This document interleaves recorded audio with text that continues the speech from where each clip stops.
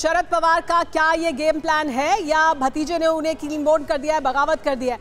शतरंज की जो चाल है वो चली जानी शुरू हो चुकी है। 2024 के पहले शतरंज की बिसात बिछ चुकी है और बहुत शुरुआती तौर पर ही सही, लेकिन अभी दिखाई दे रहा है कि एक एक कर अपनी अपनी चाल चल रहे हैं सभी दल, चाहे वो बीजेपी हो या एनसीपी। और क्या यही किया जा रहा है और क्या इसी के तहत एनसीपी ने भी क्या अपनी चाल चली है, शरद पवार ने भी क्या अपनी चाल चली है और बीजेपी ने भी क्या अपनी चाल चली है? क्योंकि देखिए 2024 की जो बिसात है उस पर महाराष्ट्र की राजनीति में किसके पास सबसे ज्यादा सीटें होंगी वही तय करेगा कि किसके पास कितनी बार्गेनिंग पावर होगी। बीजेपी जाहिर सी बात है चाहती है कि उनकी सीटों की संख्या बल बढ़ जाए, उन्हें मराठा वोट बैंक में भी वो सेंध लगा पाए, लेकिन शरद पवार भी यही चाहते हैं कि उनकी पार्टी के पास ज्यादा से ज्यादा सीटें आए। तो दरअसल क्या ये जो शतरंज की बिसात है वो बिछ चुकी है और उसमें ये पावर प्ले शुरू हो चुका है। और ये देखिए खेमे भी इस तरफ दिखाई दे रहे हैं, लेकिन क्या ये खेमे ऐसे ही रहने वाले हैं? क्या ये होने से जो आज घटनाक्रम हुआ है महाराष्ट्र में उसके बाद शरद पवार के लिए रास्ते खुल गए हैं, वो इस तरफ रहें या वो इधर चले जाएं? जिधर वो जाना चाहेंगे क्या वो जा सकते हैं और क्या ये ओपन फील्ड उनके लिए हो गई है? और इस वजह से बड़े सवाल हैं कि क्या ये उनका पावर प्ले है।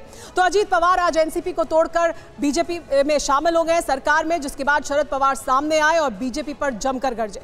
उन्होंने साफ साफ कहा कि ये बीजेपी की गुगली नहीं है, जनता मेरे साथ दोबारा खड़ी होगी। जिस तरफ 2019 में हुआ था, जिस तरह उनके साथ तब लोग खड़े हुए थे, एक बार फिर महाराष्ट्र की जनता उनके साथ खड़ी होगी।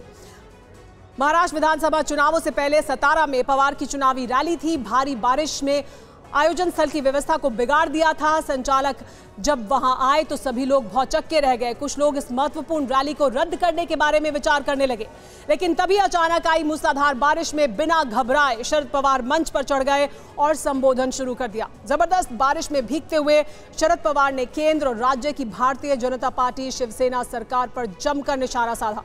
शरद पवार का यह अंदाज जबरदस्त वायरल हुआ, जिसके बाद एनसीपी को विधानसभा चुनावों में जबरदस्त जन समर्थन मिला।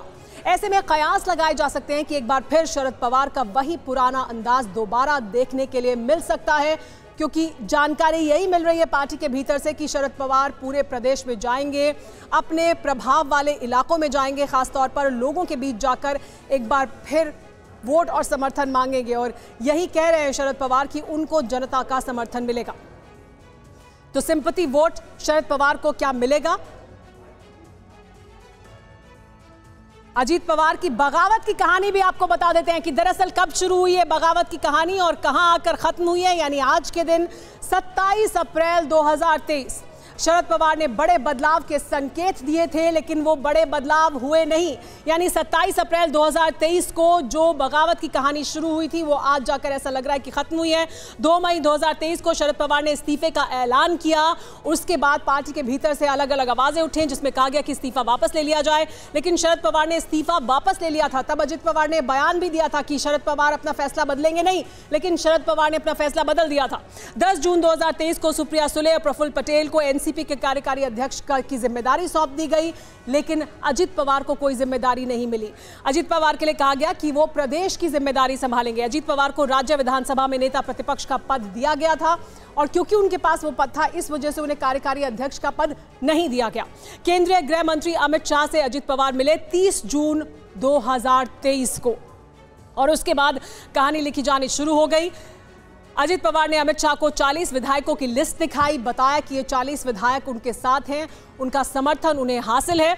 और 2 जुलाई को अजित पवार ने एनसीपी तोड़ दी, बीजेपी और सेना सरकार में डेप्यूटी सीएम का पद ले लिया, शपथ ग्रहण उनका हो गया। और इस तरह से अप्रैल से मई आते आते ये पूरी जो कहानी है वो सामने आ गई। लेकिन क्या वाकई पूरी कहानी सामने आ गई है या अभी बहुत कुछ देखना बाकी है?